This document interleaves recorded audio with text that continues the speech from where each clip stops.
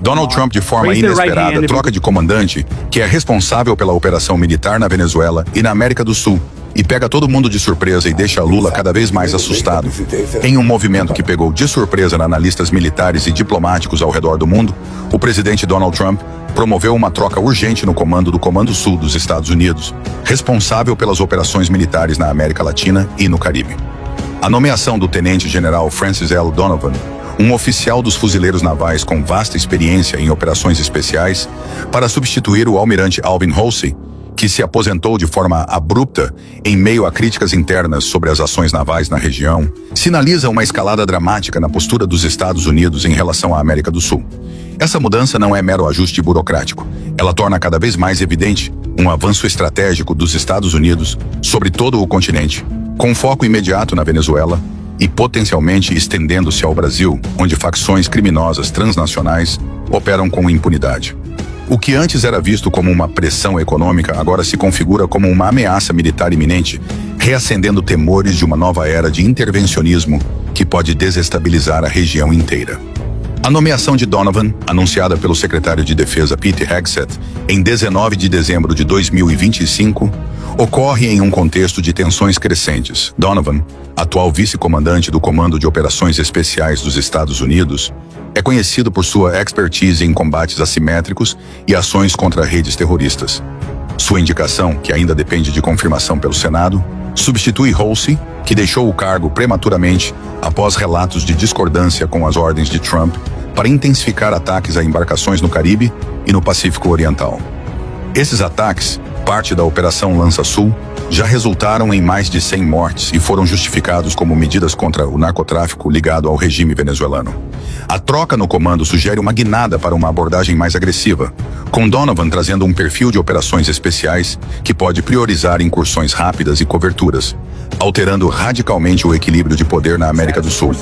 No centro dessa estratégia está o bloqueio naval imposto pelos Estados Unidos contra a Venezuela, anunciado por Trump em 16 de dezembro de 2025.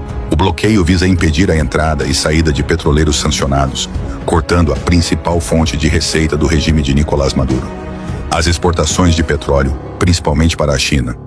Essa medida não é apenas econômica. Ela envolve uma presença militar massiva, com o envio do grupo de ataque do porta-aviões USS Gerald R. Ford para águas próximas à Venezuela, acompanhado por navios de guerra, submarinos e milhares de tropas. Os Estados Unidos justificam o bloqueio como uma extensão de sua luta contra o narcotráfico, alegando que embarcações venezuelanas transportam drogas para redes criminosas internacionais. Desde setembro de 2025, forças americanas realizaram mais de 25 ataques letais contra barcos suspeitos, utilizando mísseis e aeronaves para destruir embarcações no Pacífico Oriental e no Caribe.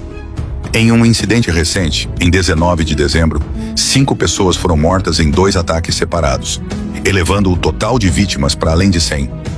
Caracas denuncia essas ações como atos de pirataria e pretexto para uma invasão, acusando os Estados Unidos de visarem o controle das reservas de petróleo venezuelano, as maiores do mundo. A presença militar dos Estados Unidos na Venezuela não se limita ao mar. Relatos de invasões ao espaço aéreo venezuelano por caças americanos intensificaram-se nas últimas semanas. Plataformas de rastreamento como o Flight Radar 24 registraram caças FA-18 da Marinha dos Estados Unidos sobrevoando regiões próximas a Caracas, com pelo menos 2 incidentes confirmados de entrada breve no espaço aéreo soberano da Venezuela em 9 de dezembro. Esses voos, descritos como demonstrações de força, envolvem aeronaves equipadas com mísseis ar-ar e ar-terra, apoiadas por aviões de alerta precoce e 3 Sentry. O governo Maduro respondeu com exercícios militares e o envio de caças russos Sukhoi para patrulhas, mas analistas militares apontam para a superioridade tecnológica dos Estados Unidos, que poderia neutralizar as defesas venezuelanas em horas caso uma confrontação escalasse.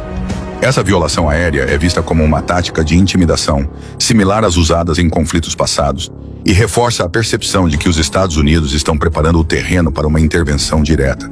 Essa escalada não se restringe à Venezuela.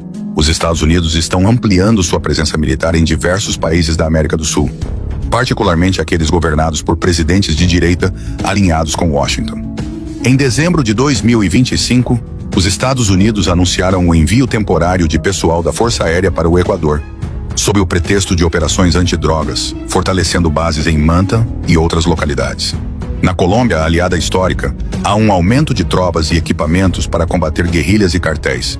Países como Paraguai e Argentina, com governos conservadores, viram um reforço em cooperação militar, incluindo exercícios conjuntos e doações de armamentos. Até mesmo em Trinidad e Tobago, próximo à Venezuela, houve um acúmulo de forças americanas para monitorar o tráfego marítimo. Essa expansão é interpretada como uma rede de contenção contra influências externas, como China e Rússia, que apoiam Maduro. Trump justifica essa postura com uma revivificação da doutrina Monroe, formulada há mais de 200 anos, para afirmar a hegemonia dos Estados Unidos no hemisfério ocidental.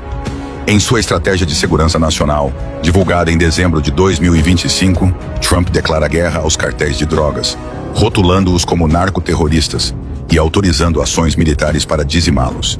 Isso inclui não apenas o alegado cartel de Los Soles na Venezuela, mas também facções criminosas transnacionais, como o Comando Vermelho e o Primeiro Comando da Capital, no Brasil.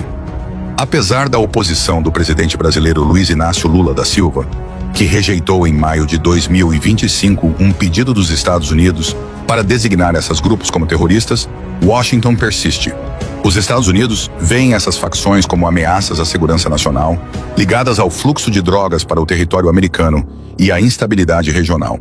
Analistas militares alertam que uma operação contra elas poderia envolver incursões especiais ou apoio a forças locais, ignorando objeções soberanas e arriscando um confronto diplomático com o Brasil, o maior país da América do Sul.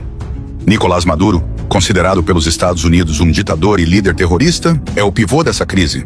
Acusado de comandar o cartel de Los Soles e de narcoterrorismo pela justiça americana, Maduro governa a Venezuela desde 2013 em meio a eleições contestadas e sanções internacionais. Seu regime, apoiado por Rússia e China, mobilizou a marinha para escoltar petroleiros, desafiando o bloqueio e evocando a crise dos mísseis de 1962. Trump, em entrevista à NBC em 19 de dezembro, não descartou uma guerra, afirmando: "Não descarto".